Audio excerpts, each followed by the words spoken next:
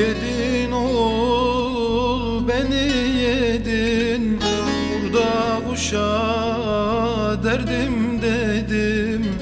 Yedin oğul beni yedin, burada kuşa derdim dedim. Bu dert ile nereye gideyim? Yedin oğul beni yedin, bu dert ile nereye gideyim? Yedin oğul beni yedin.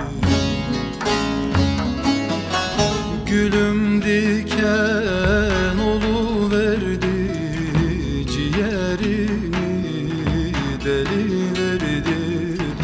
Kara haber geliverdi, yedin oğul beni yedin. Gülüm diken oluverdi, ciğerimi deli verdi. Kara haber geliverdi, yedin oğul beni yedin.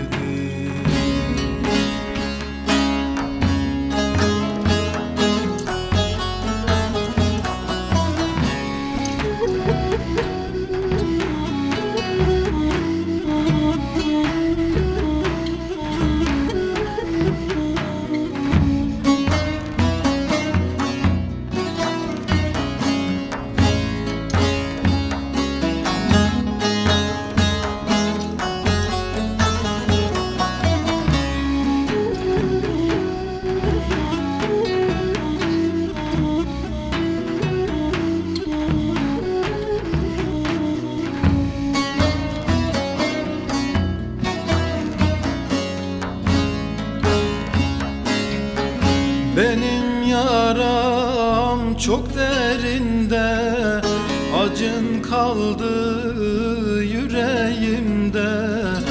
Benim yaram çok derinde, acın kaldı yüreğimde. İçim kan ağlar derinde, yedin oğul beni yedin. İçim kan ağlar derinde, yedin oğul beni yedin. Cemal Baba ağlar oldu, yüreğini dağlar oldu. Yurdum yuvam talan oldu, yedin oğul beni yedin. Cemal Baba